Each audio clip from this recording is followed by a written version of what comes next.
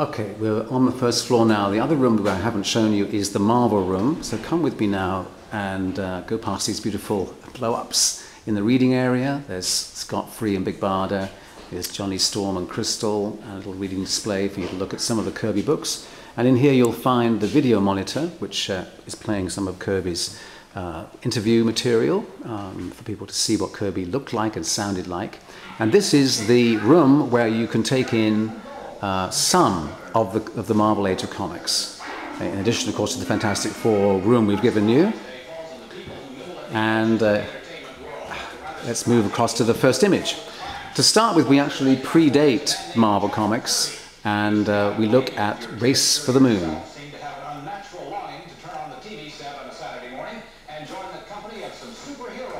Thank you very much for the noisy TV report there.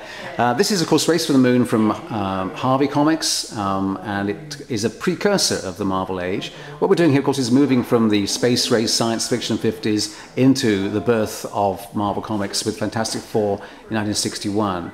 And we move from that one to a real precursor of the Fantastic Four in many ways. Challenge of the Unknown, a splash page here inked by Wally Wood.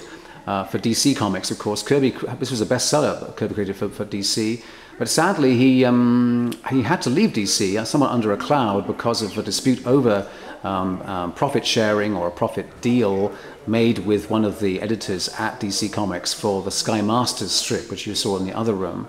And as a result, he couldn't work for DC for some time and ended up working at Marvel Comics. So across to the next wall, you can see here one of many short stories that he worked on with Stan Lee. Stan Lee, of course, the writer and editor of Marvel Comics, who really was instrumental with Kirby in creating this extraordinary new explosion of characters. Imitation Man, particularly odd and unusual item, as it's a reference, of course, to quite clearly to Fidel Castro, and taps into that Cold War communist fear about the Cuban Missile Crisis and Cuba itself being on America's doorstep. Next to it, as they moved in, as Lee and Kirby continue to collaborate, is Rawhide Kid. This is a Western series, but not your typical Western. In this case, Rawhide Kid is actually quite young and dynamic, and the storylines were definitely not your typical 50s Western. This is moving into the 60s already. And next to this, we come to the Fantastic Four arriving. That, of course, began in 1961. Here's a splash page from their second annual, showing them in costume, of course, and in their fantastic car, in this case having some real problems as it's getting out of control, and guest starring Dr. Doom in the corner, of course, there. Inked here by Chick Stone. Then we move to another wall here, which is actually a further 6 pages of Fantastic Four, spanning the 60s, starting here from number 13. This is a fascinating page inked by Steve Ditko, and including the Watcher at the top there. And next to it, inked by George Bell, it is George Russo, is The Hate Monger, a splash page from a storyline that deals with unleashed hatred and definitely ties into the civil unrest in America, race relations, and the fact that the Ku Klux Klan was still definitely around. I'm sorry about the background noise, so we've got Harlan Ellison rattling on here, and you're listening to me rattling on too. Another page from Fantastic Four 34, in this case, stone inking, a nice detail panel just here. Next to this, an amazing double page put together into one frame of Fantastic Four 59, a sequence where Black Bolt, the silent Inhuman character, the leader of the Inhumans, speaks for the first time. There's that beautiful sequence where he first speaks and unleashes an extraordinary hurricane force of destruction. And there's an amazing panel there as buildings and wreckage and shrapnel fly in all directions. Quite beautiful. And to wrap up from the Fantastic Four, we have a late cover from number 92, but a nice one with the Thing being shown in conflict here. And then we turn the wall to this last wall of the Marvel room, which gives you some other classic covers and illustrations, splash pages from Marvel Comics of the 60s. Here's a very early example from the Avengers, issue 3. That's a very early one, inked by Paul Ryman, I think, yep. Which of course includes the Hulk appearing here. And next to it we have a brilliant image from Sergeant Fury and his Howling Commandos, Stanley and Jack Kirby's war comic that was unlike any war comic that had been before. Very exciting and irreverent and dramatic. That's a page from that. Next to it, we've got a splash page from X-Men. This, of course, is the original X-Men, and with the Sentinel in the middle as the main villain. This is actually Kirby providing layouts to J. Gavin, who, of course, is a pen name for Werner Roth, but still unmistakably Kirby pencils at work there. Next to that, we've got two images coming up now from Thor, wonderful Coletta-inked Tales of Asgard splash page, featuring Thor, of course, and the villain Loki. Quite wonderful work here.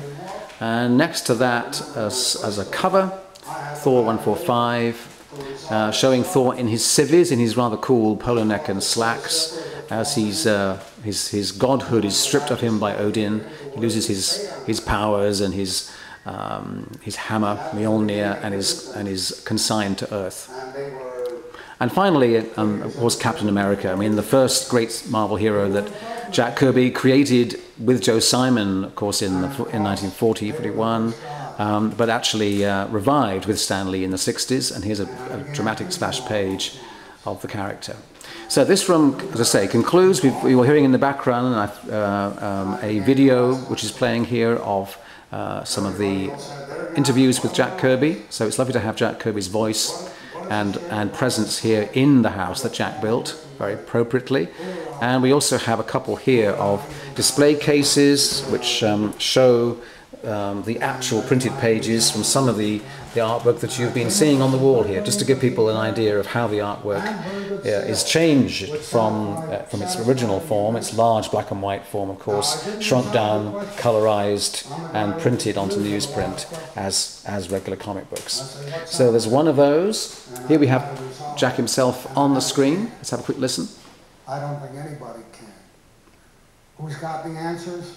I sure would like to hear the ultimate one, but I haven't yet. And so I live with a lot of questions. And I find that entertaining. I find that entertaining.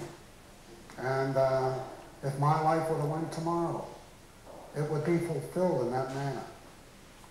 I would say the questions have been terrific. The comic book medium itself is special. It's something that was, that's a result of evolvement. From what I understand, the editorial comic was first. And then they added a few panels to that and you had a comic strip. And they added a few pages to that and you had a comic book. And what we can add to the comic book, we may have to think about that. So I believe that's the interesting part of the entire field, is to say, what is it? Where is it going?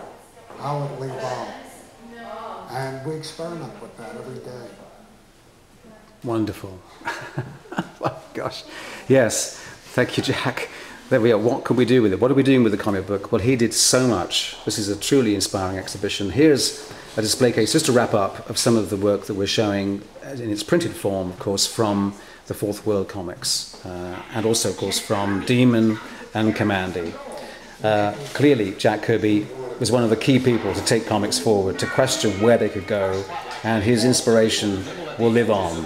Kirby is definitely one of the legends who has shaped comics for the 21st century. Thanks, Jack. What an amazing show. Wish you could be here. Here's the whole room, and we'll go upstairs next to see the top floor. Bye-bye.